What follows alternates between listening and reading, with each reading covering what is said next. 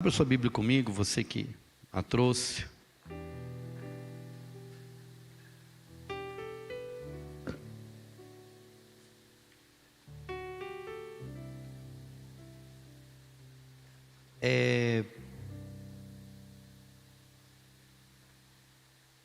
Quero fazer uma ministração hoje um pouco diferente.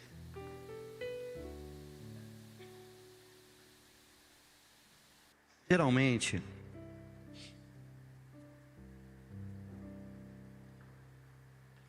essa ministração aqui eu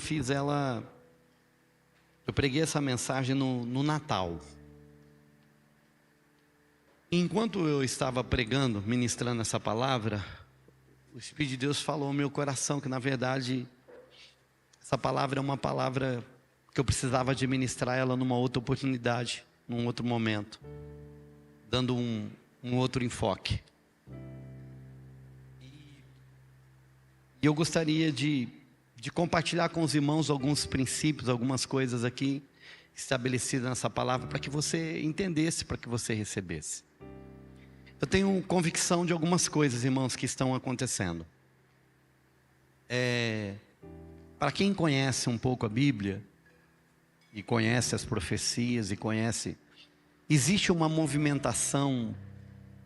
Nós estamos assim, dos últimos dias, de verdade, a respeito da segunda volta de Jesus. É iminente essa segunda volta de Jesus, por tudo aquilo, pelos sinais, por tudo que está acontecendo.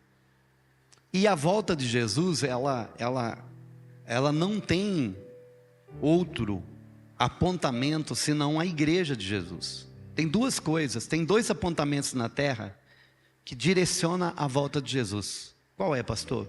A primeira é a igreja. Então, como a igreja se movimenta, e um outro indicador para a volta de Jesus é Israel.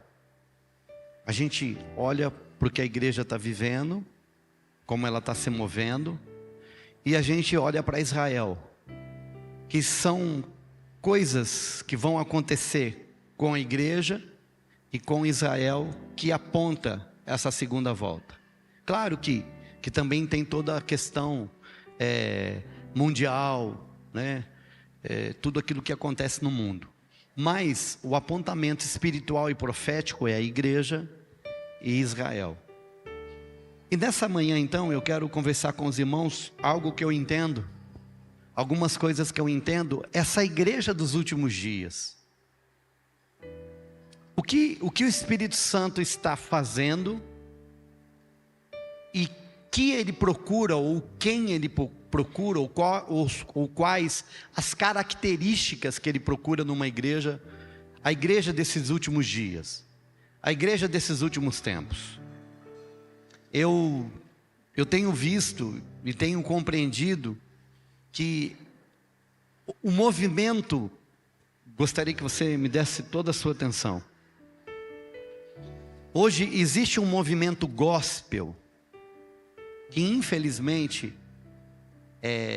ele se tornou um nome de venda. Existe um movimento que ele está entregando um evangelho que parece que é íntegro, parece que é puro, mas com algumas coisas esquisitas por meio. É uma mistura que, se você não discernir, se você não for sensível, você abraça, você recebe como certo. Por quê? Porque ele, na verdade, ele alimenta algo que já é muito vivo na vida do homem. Tem um evangelho sendo entregue que ele alimenta algo na vida do homem que, na verdade, Deus quer matar. Então esse evangelho ele é entregue de uma forma que as pessoas, só para os irmãos ter ideia de algumas coisas, do que eu estou falando. Evangelho não é para você se sentir bem. O pastor não gosta de falar isso. Eu já fui orientado, né? Quando participei, hoje Poucos congressos eu vou. Mas tipo assim, que a pessoa não pode se sentir mal dentro da igreja, tem que se sentir bem. Irmãos, de verdade, claro que aqui no lugar nós não vamos prender você e castigar, mas a palavra de Deus, ela é sempre confrontadora com aquilo que eu vivo. A Bíblia diz que a palavra é uma espada que fere, mas a Bíblia diz que aquele que fere, cura. Então, a gente não precisa ter medo de quando a Bíblia, Deus, nos fere. Eu estava vendo aqui, eu geralmente, tudo aquilo que eu acho interessante, eu vou guardando, que eu chamo de útero de pensamento, ou útero de mensagem. Então, todo insight eu jogo aqui para depois eu... E esses dias eu estava lendo, não sei onde que eu estava lendo, que falou assim, que quando a verdade falada te confronta e você se sente mal, essa verdade falada não é a verdade que você vive. Vou repetir.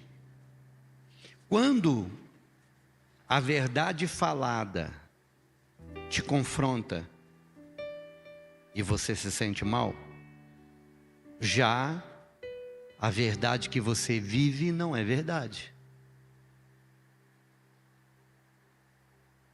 Entendeu? Quem entendeu falar? Entendi. Por quê? Porque todas as vezes que você é confrontado com uma verdade que você não gosta, você fala assim, não concordo. Ou a expressão é assim, eu não acho isso. Ou aquela que vem da boca do inferno, nada a ver. Quem já viu o irmão do lado pensar isso? Nada a ver. Por quê? Porque a verdade de Jesus, ela nos fere para nos libertar, ela nos fere para curar. Então, ela nos confronta com aquilo que a gente está vivendo e a gente entende que fala assim, principalmente se é algo que nos faz bem. Porque deixa eu dizer uma coisa para você. A consequência do pecado é ruim, mas muitas vezes o pecado é bom. Eu vou repetir.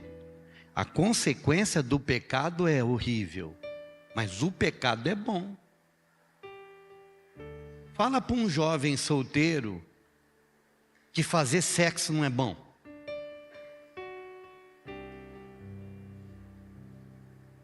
Fala para ele, isso não é bom. Não, é mentira, é bom. Por que tem gente que baixou a cabeça quando eu falei? Está com vergonha? Não, é bom. Não é bom? Tem uns irmãos que nem respiram. É bom. É bom. É prazeroso. Mas a consequência disso é terrível. Então, quando a gente é confrontado com aquilo que a gente está vivendo e a gente precisa de dar uma resposta, então você recebe aquilo sabendo que é verdade, mas você vai falar assim, não, mas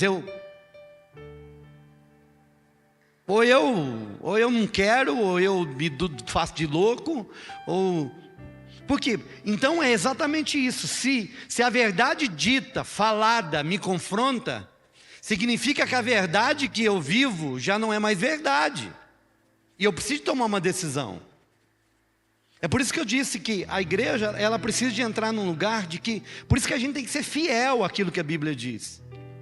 Uma das coisas que a gente como igreja tem que aprender é o que Deus diz. E o que Deus diz a gente abraçar. Porque assim a gente não vai perecer. Então, diante disso, hoje há um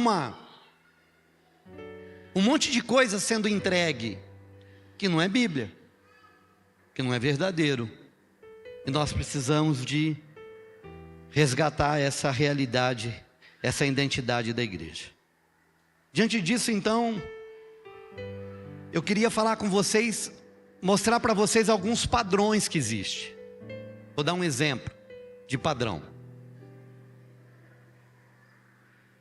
Quando Jesus chegou o tempo do Senhor enviar seu filho ao mundo, ele procurou uma menina, correto? Essa menina possuía algumas características, que é o que nós vamos ver. Ele precisou de um pai para cuidar dessa menina, que era José. Ele precisou de profetas para cuidar dessa missão. Ele precisou de guardiões que esperavam a promessa. Então Jesus vem. Foi um padrão estabelecido.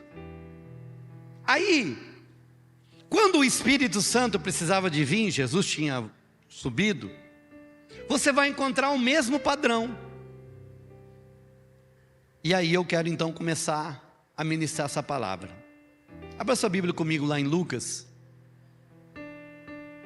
capítulo 1.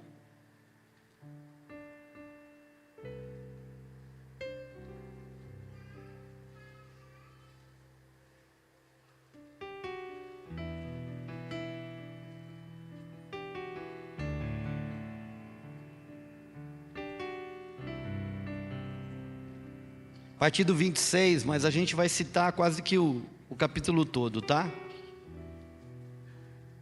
Lucas capítulo 1, versículo 26 diz assim: então, no 6º mês, Deus enviou o anjo Gabriel para Nazaré, uma cidade da Galileia, a uma virgem prometida em casamento, a certo homem chamado José, descendente de Davi, e o nome da virgem era Maria. O anjo chegou ao lugar onde ela estava, e ao se aproximar lhe declarou: alegra-te, muito agraciada, o Senhor está contigo.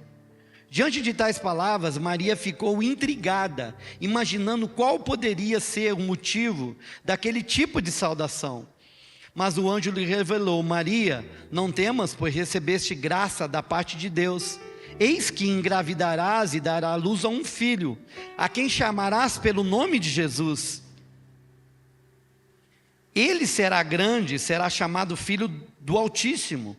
O Senhor Deus lhe dará o trono de seu pai Davi. E ele reinará para sempre sobre o povo de Jacó, e seu reino nunca terá fim. Então perguntou Maria ao anjo: como acontecerá isso? Pois jamais tive relação sexual com homem algum. Então o anjo lhe esclareceu: o Espírito Santo virá sobre ti, e o poder do Altíssimo te cobrirá com a sua sombra. E por esse motivo, o ser que nascerá de ti será chamado Santo Filho de Deus. Saiba também que Isabel, tua parenta, dará à luz a um filho, mesmo em idade avançada, sendo que este já é o 6º mês da gestação para aquela a quem julgavam estéril. Portanto, para Deus não existe nada que lhe seja impossível. Diante disso, declarou Maria: eis aqui a serva do Senhor, que se realiza em mim tudo conforme a tua palavra deseja. Uau. Pai, fala ao nosso coração nessa manhã, segundo aquilo que o Senhor deseja. Me coloco como instrumento nas tuas mãos, em o nome de Jesus, amém. Muito bem. Mulher na Bíblia, geralmente todas as vezes que a gente for ler e tem a história de uma mulher, geralmente na Bíblia mulher significa a igreja, tanto que você vai encontrar isso lá em Apocalipse, capítulo 12, você vai encontrar a história ali, narrada de a mulher e o dragão, e quase todos os estudiosos aplicam a mulher ali como a igreja. Então, muitas vezes, na maioria das vezes, a mulher representa a igreja de Jesus. Agora, pastor, e é isso que eu quero falar com você. Para esse tempo, pastora Lisa, em que o mundo se prepara para a segunda volta de Jesus, Irmãos, a grande dificuldade, como eu falei para os irmãos, que a gente encontra hoje na mensagem do tal movimento gospel, é que nós não temos encontrado uma igreja que anseia pela segunda volta. Nós não temos encontrado uma igreja que clama e anseia pela volta do seu noivo, que tem que ser o anseio da nossa alma, o desejo do nosso coração, é encontrar o nosso amado Jesus. E muitas vezes, quando nós falamos disso, esse tipo de sentimento, ou até mesmo esse tipo de pensamento, traz à tona algo que é uma realidade no nosso coração. Qual, pastor? Nós somos uma igreja e vivemos uma igreja que não anseia pelo céu, que não anseia pela eternidade, que foi salva para viver na eternidade, mas não tem desejo de eternidade, que foi salva para estar com Jesus para sempre, pastor Agi, mas não tem o desejo. Parece que nós entramos no movimento de uma igreja que quer só um lugar, Caio, para estar, que só quer um lugar para viver bem nessa terra. Um movimento religioso que afofa o leito do morto espiritual, que afofa a vida de pessoas que só querem realmente viver aquilo que o mundo pode dar. Um texto que eu não me canso de citar, o apóstolo Paulo, em 1 Coríntios, capítulo 15, versículo 19, ele vai dizer assim: se a nossa esperança em Cristo, Milena, se resume apenas a essa vida, somos os mais infelizes de todos os homens. Se a nossa fé, se a nossa crença, se o que vivemos em Deus, Fernando, se resume, Brandão, no que o mundo pode dar. E o que o mundo pode dar, Mateus? O mundo pode dar aquilo que a maioria de nós estamos buscando todos os dias. A busca atrás do recurso para conquistar coisas, para conquistar o prazer que o dinheiro pode entregar. E eu não estou pregando aqui uma doutrina da miséria, não, nada disso. A palavra do Senhor também diz lá em Isaías: se quiserdes e me ouvirdes, comereis o melhor dessa terra. Mas esse é o segundo plano. Isso vem junto com o pacote, não é a primeira, não é primazia. Não é aquilo que tem que ser o nosso foco, o nosso ideal. Viver bem nessa terra faz parte de algo que Deus promete. Ele promete prosperidade, Ele promete um monte de coisa, mas isso não faz parte daquilo que a igreja tem que buscar. E eu quero que você, nessa manhã, faça uma análise interna, uma introspectiva, que você olhe para dentro de você e que você realmente responda: como que nós vivemos? Nós vivemos para namorar, noivar e casar, criar nossos filhos, e depois dos filhos grandes, estudá-los, para que eles façam faculdade, para que tenham empreendimento, para que ganhem dinheiro, para que conquistem coisas, para que possam viajar, para que comprem roupa, para que comprem carro, para que então tenham filhos. E você percebe que isso se torna um ciclo que na verdade está todo mundo atrás disso. E é por isso que isso não traz realização, é por isso que isso, meu irmão, não traz satisfação. Não, pastor, o senhor está equivocado. Isso traz satisfação? Não traz satisfação genuína e verdadeira. Se você sentar com um milionário e ele for sincero com você, e eu já sentei com pessoas muito abastadas, elas vão falar para você que o ter não traz a elas a satisfação e nem a realização e a plenitude que eles acreditavam que o dinheiro pode dar. É por isso que tem um monte de gente que tem e continua querendo ter, porque acha que tendo vai preencher um vazio. Não preenche. Tem gente que vai focar em buscar dinheiro, tem gente que vai buscar relacionamento, tem gente que vai buscar, não importa qual a fome ou a sede, ou o nome que você dá para essa sede e para essa fome, mas o fim dela, se não é Deus, vai ser insatisfatório. Por quê? Porque nós fomos criados por um Deus eterno com a eternidade dentro de nós, para vivermos a eternidade. Esse é o Evangelho, irmãos. Se você não sabe, uma igreja cristã e verdadeira, ela crê nisso. Ela crê que o nosso Messias vai voltar. Ele veio uma vez e ele voltará. Maranata, ela vem Jesus. Que o céu vai se rasgar, que a trombeta vai trocar, e que o Rei dos Reis vai buscar a sua igreja. E que ele espera uma igreja, como o noivo espera a noiva, ansioso. A única diferença é que nos nossos cerimoniais, o noivo espera a noiva entrar.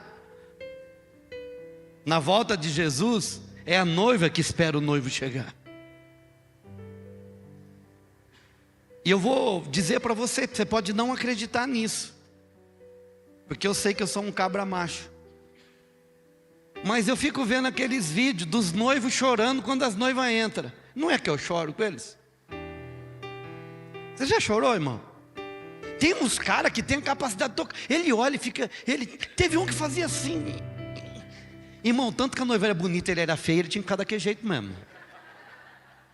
Mas eu fico impressionado com o amor estampado, com a realização. E aquilo, que dia é aquele? Eu fico pensando, tem que ser um sentimento meio parecido. Agora, responda. É, irmão? Se o céu rasgar hoje, a trombeta tocar, é, irmão? Tem um anseio aqui dentro, uma vontade mesmo de ir embora. Existe uma convicção de que lá é melhor do que aqui. Responda para você isso. Responda para você isso.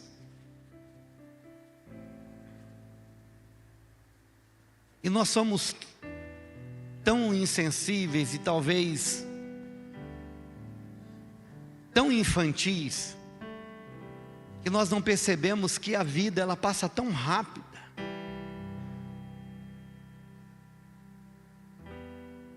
Que a vida ela é tão... A Bíblia diz que ela é como um sopro. Como a erva do campo que hoje está verdinha de manhã e à tarde secou. Eu estou assistindo e vendo lá o meu sogro, a vida dele se esvairindo a cada dia. E eu estava lembrando alguns anos atrás a viralidade, como ele trabalhava, como ele cuidou da família, como todo dia ele saía para trabalhar, como ele era ativo. E hoje ele precisa de ajuda para tudo ir. Se não levar ele no banheiro, ele não vai. Se não dá água, ele não toma. Se não pôr comida, ele não come.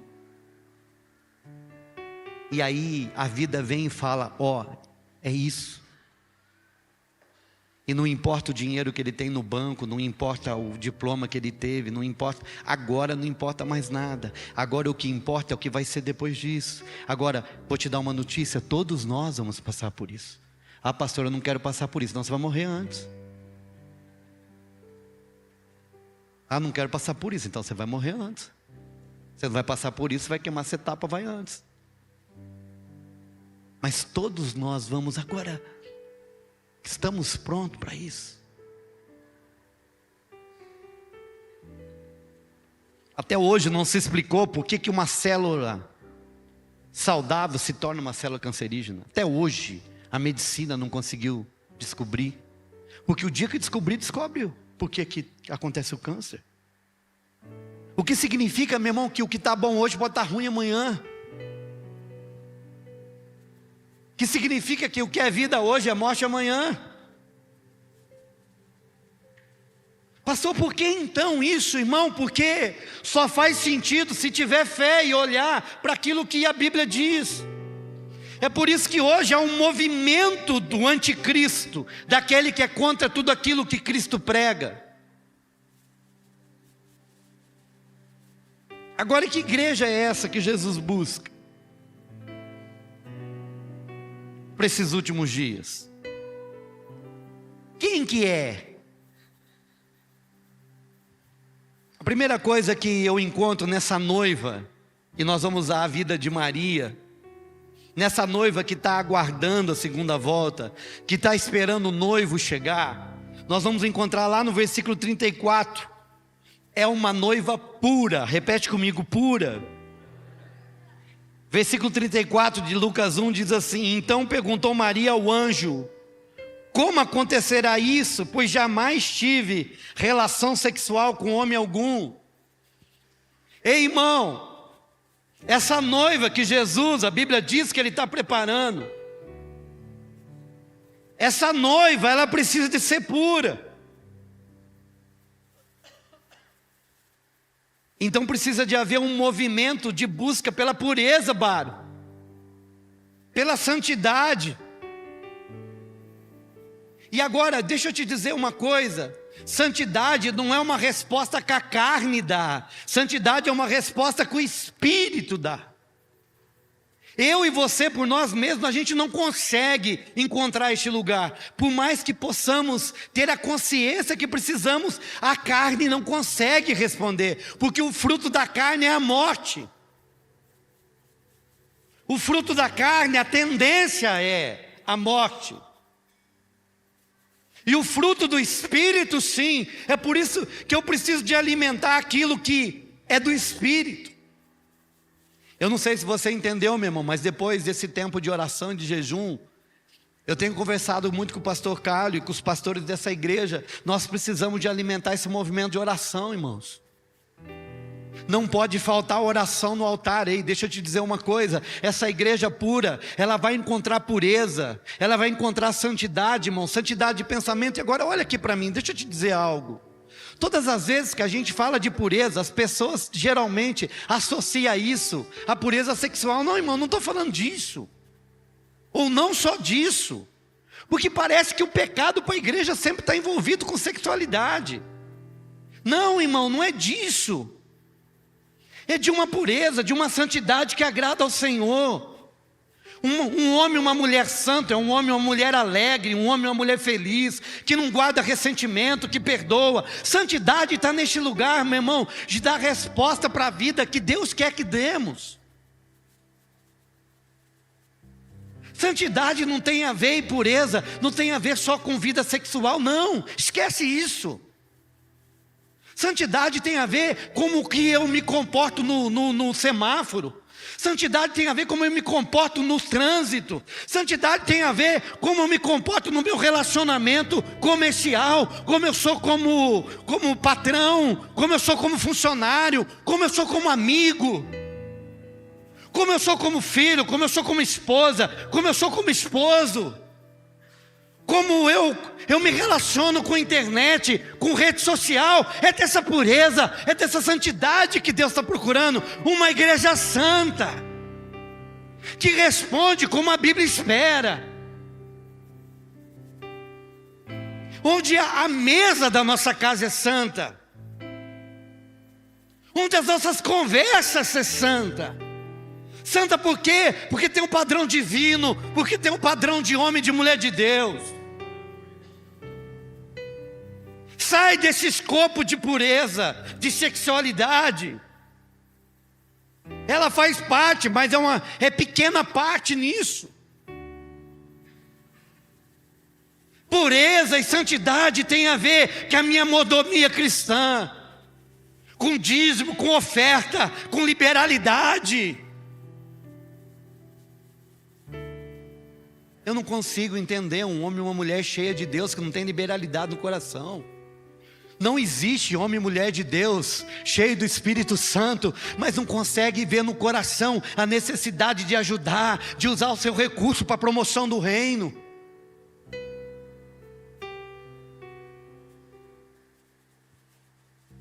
Deixa eu dizer para vocês, já adiantando, nós vamos ter aqui o nosso teatro semana que vem, né? Toda dança, teatro, tudo. Para que nós pudéssemos, a mensagem chegue, para que seja algo com excelência, nós vamos gastar dinheiro para isso. O aluguel dos microfones vai ficar em R$2.000. Nossa, pastor, R$2.000? É. Ô louco, gastar dinheiro com isso? Olha aí tua sandália, tua bolsa, tua viagem. É, pastor, essa mulherada gasta. É, e o teu carro, a roda? E o celular? Mano, descobri, tem celular que custa R$12.000. Oxe, da onde que vem esse celular, gente? Não, pastor, mas é instrumento de trabalho. Tá bom.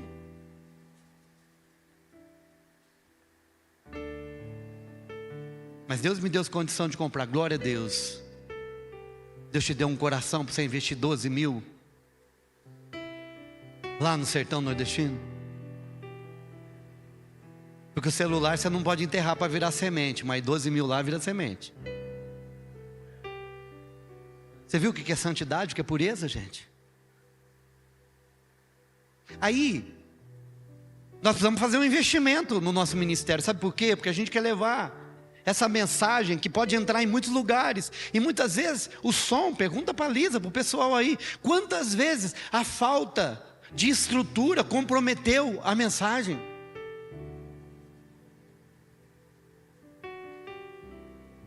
E aí? A nossa santidade, essa igreja pura. Porque sabe o que Maria diz? Eu não me relacionei com homem algum. Não tem semente de outro aqui. Eu não me relacionei com nenhum homem. Ei, irmão, uma igreja pura é uma igreja que não se relaciona com outros homens. Uma igreja pura é uma igreja que não se relaciona com outras coisas, que não é do seu noivo, que não é do seu amado. Uma igreja pura é uma igreja que se mantém casta para aquele que a conquistou, para aquele que amou. Não tem, irmão, flerte com ninguém, a não ser com o amado da minha alma. Não é uma igreja que fleta com o mundo e de final de semana está na igreja.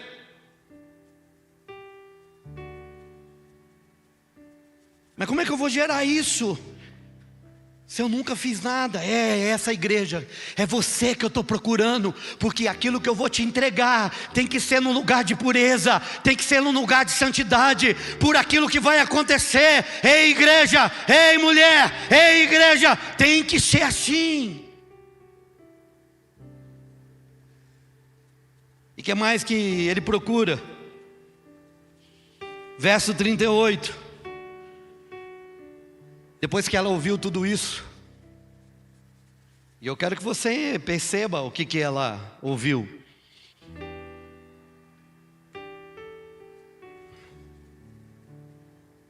Ela ouviu que ela ia ter um bebê sem ter tido relação sexual.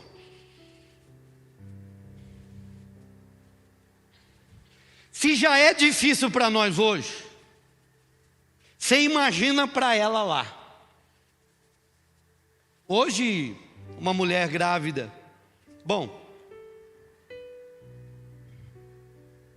lá para os nossos lados lá, né, pastora Gi? De repente, tá a menina de 13, 14 anos, grávida, e ninguém pergunta quem foi, quem é o pai. Apareceu grávida.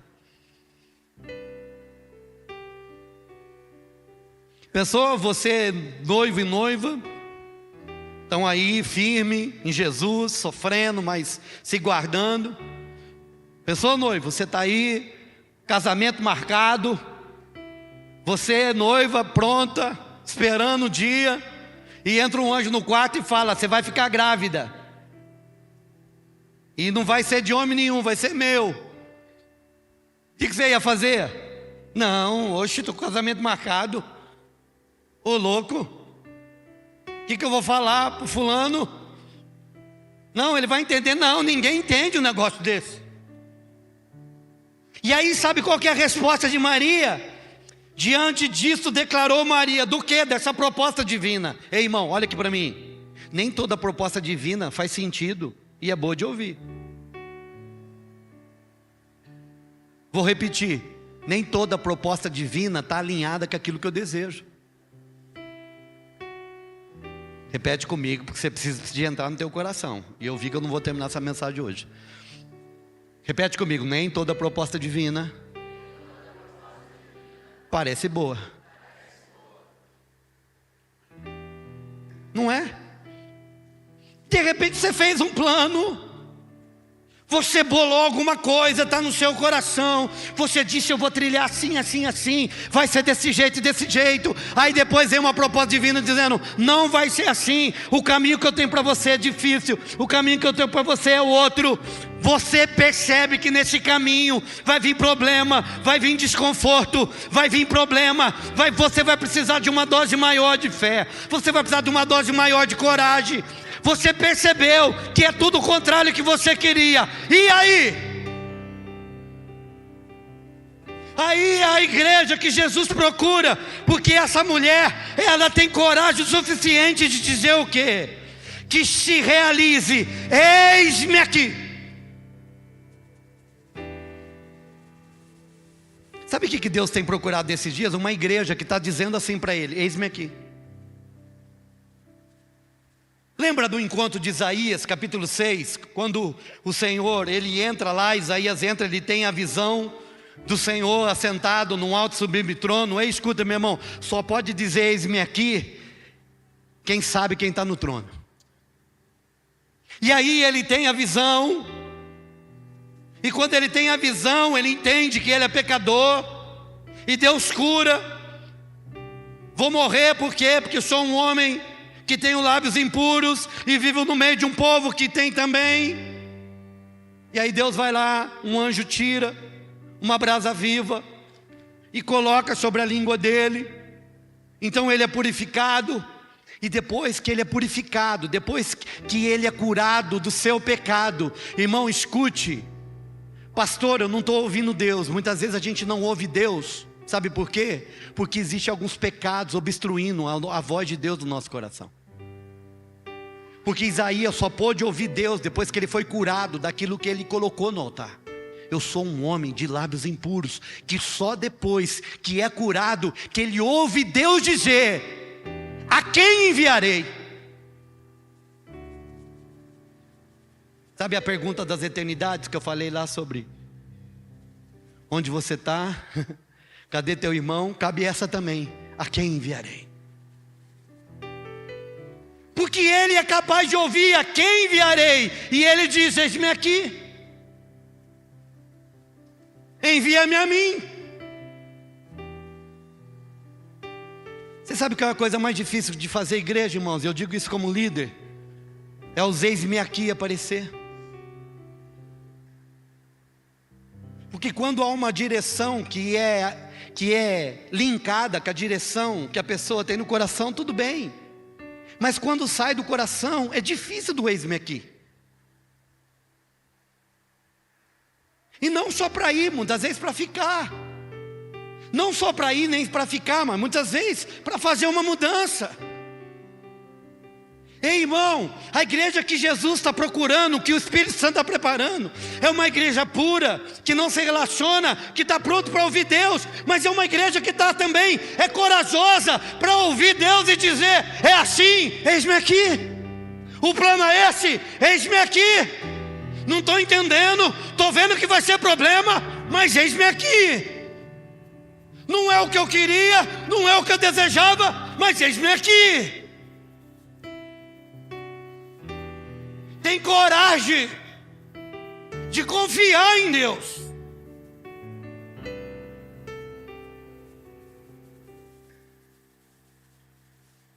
O que nós estamos para viver nos últimos dias, irmãos, Deus vai restaurar uma igreja corajosa. Uma igreja, irmãos, a gente canta muito bem aqui. A perseguição não parou a igreja. Os leões não parou a igreja. Mas só foi a outra igreja, porque essa aqui Estou parando e parando por qualquer motivo. O pastor não falou bom dia, vou parar. O pastor não fez o que eu quis, vou parar. Ô meu irmão, ser pastor, meu irmão, é você sair do inferno para o céu e do céu para o inferno em questão de segundo. Tem dia que eu amanheço no inferno, tem dia que eu estou no céu. Na onde, pastor? Na cabeça dos irmãos. Porque tem dia que o céu é o salvador da pátria. Pensa num homem abençoado, esse homem foi amado Cláudio. Deus usa ele poderosamente, nunca vi desse jeito, que é isso? Mas se eu contrariar, rapaz, pensa num homem do inferno esse. Então, irmão, você vai do céu ao inferno em questão de segundo na cabeça dos outros. Pastor, e como é que você lida emocionalmente? Eu sei em quem tenho crido. Eu sei quem me chamou. Não é a resposta de baixo que eu digo daqueles que estão sendo liderados. É o olhar daquele que me comissionou. Agora escute, uma igreja, meu irmão, que nós não vamos enfrentar leões no Coliseu. Nós vamos enfrentar rejeição na internet. Né? Hoje qual que é o grande problema? Hoje a gente vive, irmãos. Hoje a gente vive, Marta, um problema que é muito grande. Qual que é?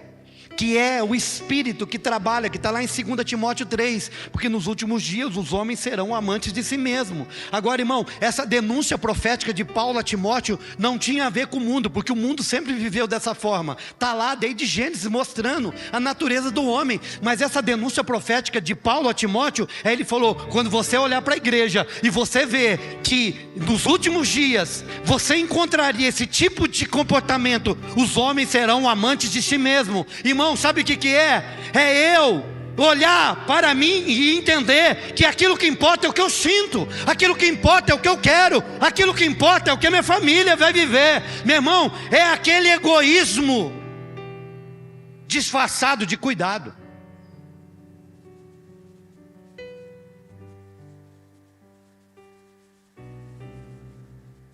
Quando você olhar para isso daí, Timóteo, está nos últimos dias.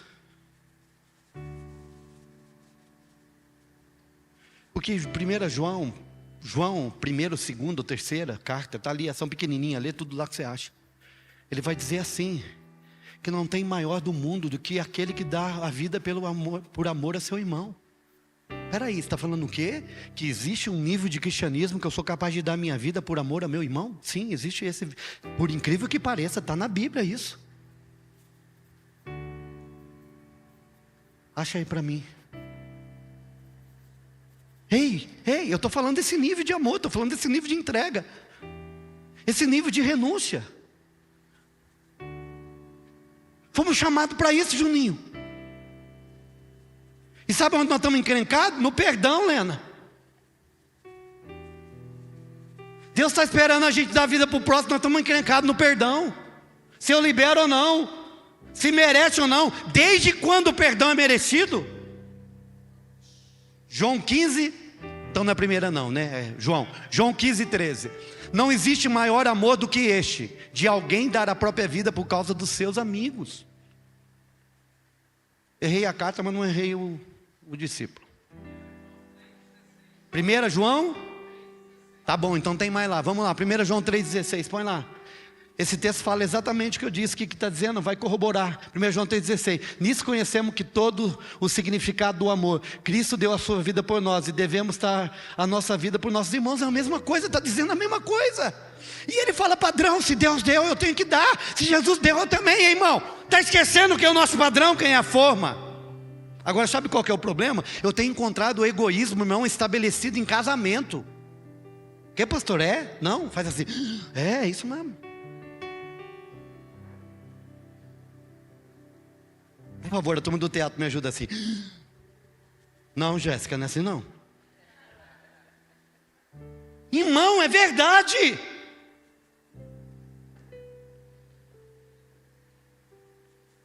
A gente senta na nossa razão.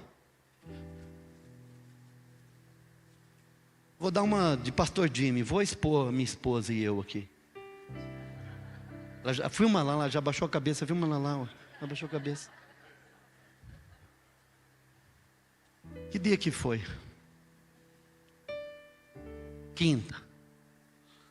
Quinta-feira. O dia que ela fez limpeza. Irmão, dia de limpeza, como é que é em casa?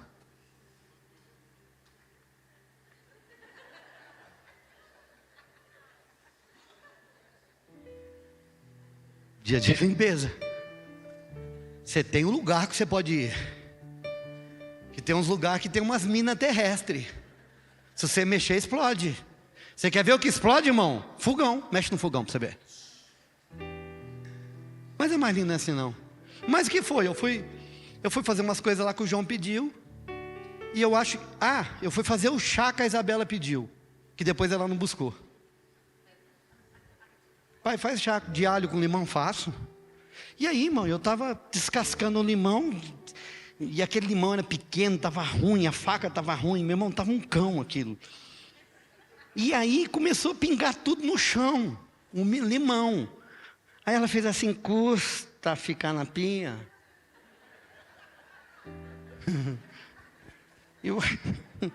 Ela falou, eu lavei esse chão. Eu falei, não, é só passar um pano. Não é, mancha. Eu falei, pensei comigo, mas que saco, é só passar um pano. Mas eu continuei com o limão aqui. Aí ela falou, porque você não valoriza o que eu faço e já saiu lá. E eu falei assim, rapaz, mas para que tudo isso? Aí ela foi. Vocês pensam que ela é boazinha? Ela foi. Ela voltou. E eu, tá bom, depois eu arrumo.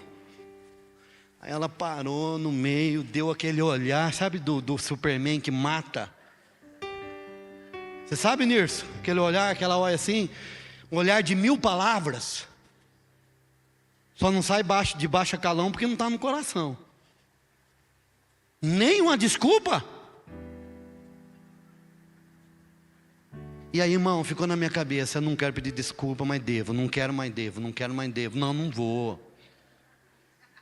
Sacola, um limão, que isso, que puta tropé, eixe. Aí eu vi capim entupiu.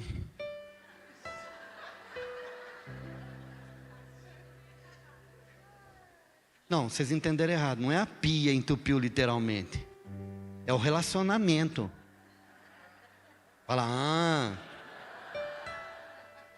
Quando eu falar pia entupiu, não é literalmente. Irmão, nem tudo é literal, pô.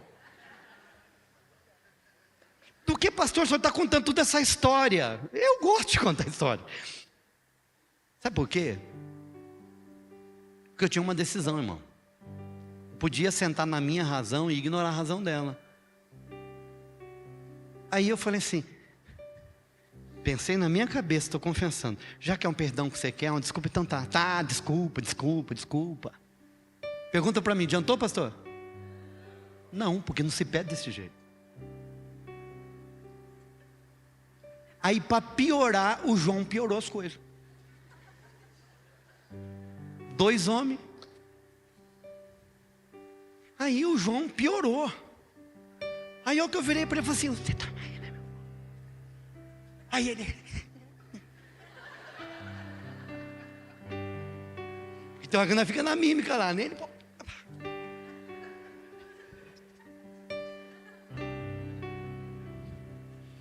Aí eu falei assim, vai pedir desculpa à sua mãe. Ele, não vou. Falei, vai dar ruim para você. Aí, irmão, nós tínhamos que sair para ir para o monte orar. Nós 2 íamos orar no monte. Aí eu fui lá. Desculpa, mãe, perdão, você está certa. Não, é que vocês não dão valor, é verdade, tá? É sentar na razão, irmão. Vocês viram como é que vai ser um encontro de casal? Você não tem ideia do que eu falo no encontro de casal. Mas pastor, por que eu estou contando tudo isso? Do sentar na razão. De eu achar que eu estou certo e eu não quero mudar. E muitas vezes, meu irmão, nós precisamos de uma igreja corajosa. O que eu estou dizendo é exatamente se esse lugar de amantes de si mesmo é aquele lugar, não, eu estou certo e pronto, acabou. Meu irmão, uma igreja pura, uma igreja santificada, é uma igreja que vive no quebrantamento da palavra.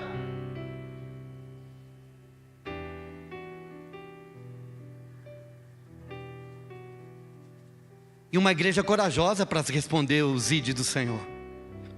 Porque na verdade o chamado desse anjo para Maria era agora vem para uma aventura extraordinária comigo. Você vai ser a única mulher no universo que vai viver isso. Você vai gerar o Deus dentro de você. Você vai ser reconhecida universalmente como a agraciada. Ei, meu irmão, eu posso te dizer uma coisa: aquilo que Deus tem para você, por mais que você fizer uma avaliação e vai achar que vai te custar alguma coisa ou muita coisa, eu quero te dizer que a recompensa é muito maior, é muito mais poderosa. O que Deus tem para você não pode se comparar com aquilo que você vai sofrer, porque o que aquela mulher viveu não se compara com o sofrimento que ela viveu. Ei, se Deus está te chamando para um lugar que você acha que vai ser um lugar de sofrimento, se aventure a ouvir o Senhor.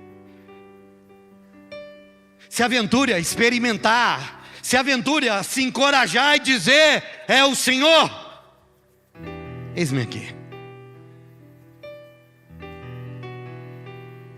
Agora deixa eu fazer um parênteses aqui, para você não sentar num outro lugar. Nesse lugar aqui, um anjo apareceu para Maria. Mas tem um monte de lugar que Deus vai falar através de outro anjo. Não é Gabriel, não é Miguel o guerreiro, mas a Bíblia chama pastores de anjo da igreja. Em Apocalipse ele diz: ao anjo da igreja. Não, eu não estou aqui dizendo para você que eu sou um anjo em santidade, pureza. Não é desse tipo de coisa. Mas muitas vezes Deus vai usar o anjo da igreja para falar com você. E aí é aquilo, você precisa de entender. Se você confia o suficiente, se você consegue aceitar o suficiente. Pastor, não consigo, então você precisa de mudar. Ou o comportamento ou a igreja. Você precisa de encontrar um lugar onde você olha no teu líder e diz assim: não, eu sei que é. Porque tem muitas vezes que a única palavra que você tem é do seu líder. Não, eu não estou sendo tóxico. E não estou reivindicando um lugar unilateral na sua vida, não. Porque sempre o Espírito Santo vai confirmar isso. Ele sempre vai trabalhar. E o que a gente não pode é ter um endurecimento no coração. Uma das coisas que eu aprendo naquela mensagem de Naamã. Naamã, eu tenho certeza que ele tinha procurado a cura em muitos lugares. Ele era um homem de posses, ele era um homem de influência.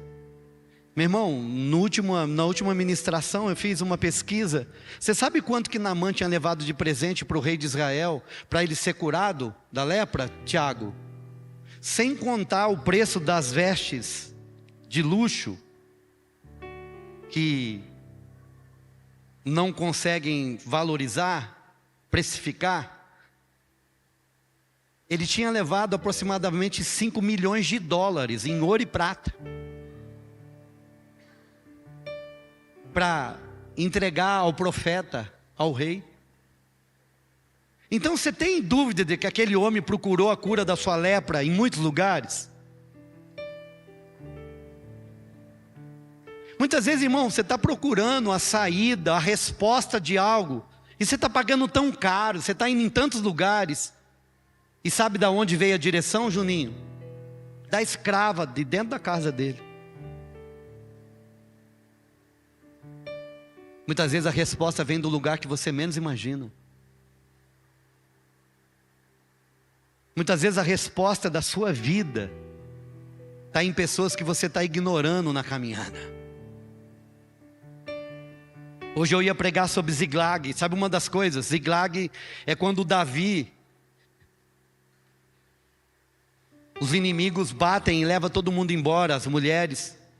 Resumindo a história, Davi sai ao percalço dos inimigos. E eles não sabiam para onde os inimigos tinham ido. E estava todo mundo desesperado. Tinham roubado esposa, filhos, tudo. Mas no meio do caminho tinha um egípcio. Quem que está correndo atrás da mulher e dos filhos que foi sequestrado, vai parar para ajudar alguém que está no meio do caminho? Davi. Davi para, gasta tempo com ele. E depois que aquele homem recobra o físico, a força, Davi pergunta para ele: Joyce, por acaso você não viu? Não, eu sei, eu vim de lá, eu sei onde eles estão. Na caminhada, Gu, muitas vezes a resposta está num lugar que a gente não imagina. E você está procurando do grande homem de Deus. Muitas vezes você está vindo aqui querendo uma direção. Ah, o bispo vai falar comigo. Deus vai dar uma palavra para o bispo. E sabe o que pode acontecer? O irmãozinho lá no Éden, ou quando te dá um abraço, ele está com a tua resposta. Por isso dê atenção. Por isso, meu irmão, olhe nos olhos da pessoa. Por isso cumprimente. Por isso, meu irmão, se Deus te der a impressão de alguém, vai lá e entrega. Olha, eu não sei porquê, mas Deus está falando no meu coração. E muitas vezes a resposta que ele quer é só um é só um sim, é só um não.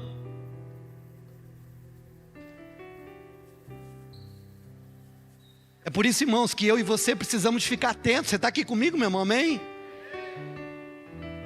Uma igreja corajosa. Versículo 45, põe aí para mim, uma igreja. Bem-aventurada é aquela que acreditou que o Senhor cumprirá tudo quanto lhe foi revelado. Uau. É uma igreja que descansa na fé. Repete comigo, é uma igreja que descansa na fé. Sabe qual que é o maior problema dos adventistas? Eu não estou falando mal, por favor. Se tiver algum aqui, fica bravo não. Nem se você tiver aí também, não me xinga. Escuta. O problema é que eles interpretaram errado a questão do sábado. Quando Jesus disse eu sou o Senhor do sábado, ele não estava falando que ele era o Senhor do dia. Ele estava falando eu sou, porque sábado significa Shabat, que é descanso. Ele diz assim, eu sou o Senhor do descanso. O que ele está dizendo? Eu sou o descanso. Tanto é que ele diz assim, aquele que está cansado, vinde a mim. Todos vós que estáis, porque eu sou o Shabat, o descanso. Agora, ei, você sabe por que Abraão se tornou o pai da fé? Foi quando ele descansou na promessa. Quando não havia mais possibilidade nenhuma de acontecer naturalmente, ele creu. E o crer é descansar na fé, sabe por quê? Porque existe um processo de fé. Eu estava conversando com o pastor Anzolinha esses dias. Irmão, tem um momento na nossa vida, Arthur, que a gente precisa de fé, Marta, para avançar. Fé para acreditar que vai acontecer, fé para avançar até que aconteça. Mas chega uma hora, irmão, que você descansa, Joelisa. Sem ter acontecido, você descansa, fala, vai acontecer.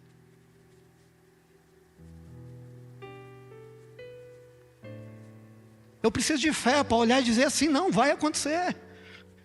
Porque essa fé, dona Sandra, vai me mover a andar.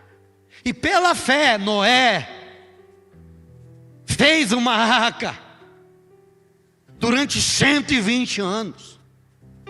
Ele teve fé para acreditar que Deus estava mandando. E ele teve fé para viver 120 anos construindo uma arca. Mas a hora que o dilúvio vem, ele precisou de descansar, que ninguém ia morrer.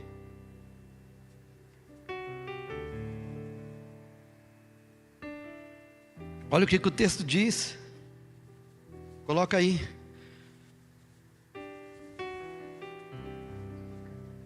Bem-aventurado é aquela que acreditou que o Senhor cumprirá tudo quanto lhe foi revelado. Ei, olhe para mim, por favor. Eu não sei qual é a promessa que você tem. Eu falo isso debaixo da unção do Espírito Santo de Deus. Aquele que prometeu é fiel para cumprir.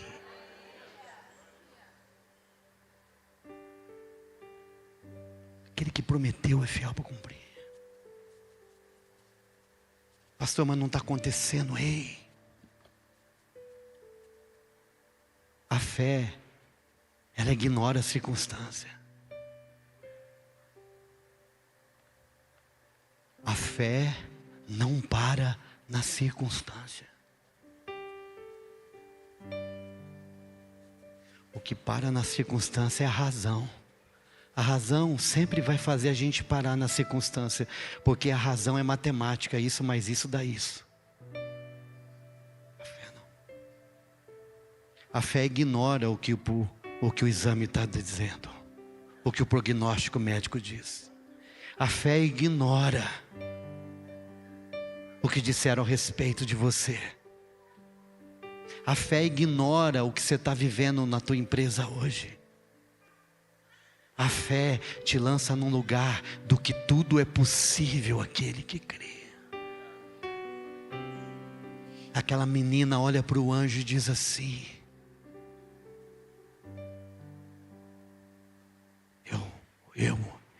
sou eu. Aí então alguém diz assim: bem-aventurada é aquela que acreditou.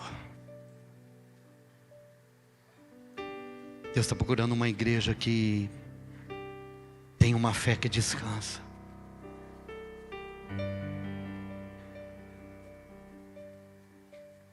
Nós estamos chamando de fé uma razão purificada. Nós estamos chamando de fé uma razão que a gente põe lá uns enfeitinhos bíblicos. Nós chamamos de fé uma razão que a gente veste gospel nela.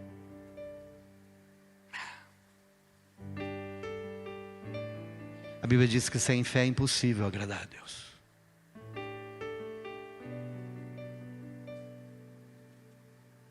A fé é o combustível que traz o milagre. E a matéria do milagre é o impossível. Não existe milagre sem impossibilidade. Nós somos a geração, a igreja que crê em milagres. Se você crê em milagres, você vai ter que viver em impossibilidade. Ei, irmão, nós somos chamados para viver de uma forma louca, irmão.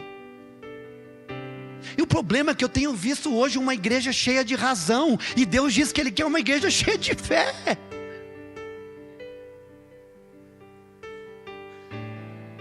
Não.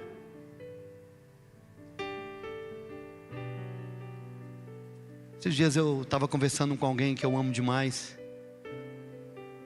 Falei para a pessoa assim: fica firme. Eu acho que não vai acontecer assim, não vai acontecer assim, não vai acontecer assim, mas fica firme. Por quê? Porque eu creio que o meu Deus é capaz de fazer de um jeito que ninguém vai duvidar que é Ele que fez.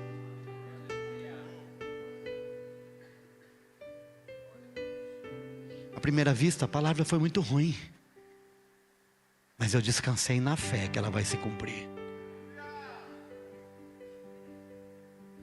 Uma menina, irmão, não é um profeta não. Foi uma menina. Sabe que isso que me ensina?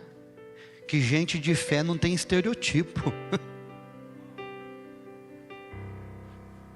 Porque muitas vezes a gente acha que gente de fé, a gente imagina alguém. Eu não sei quantos aqui estão assistindo a Casa de Davi.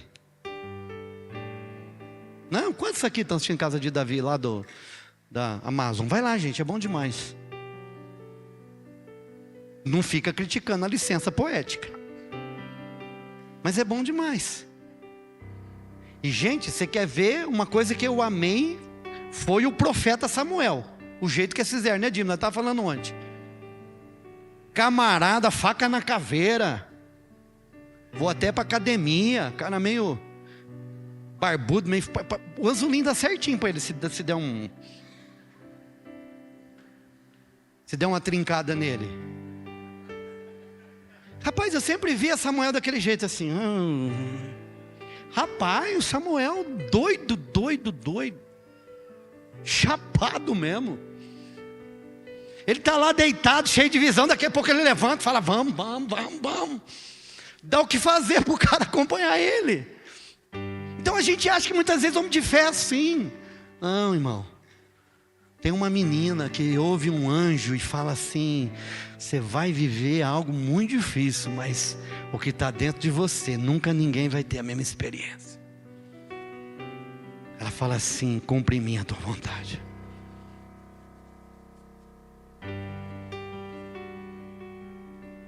Deus está procurando uma igreja pura, corajosa e que descansa na fé. Fica de pé.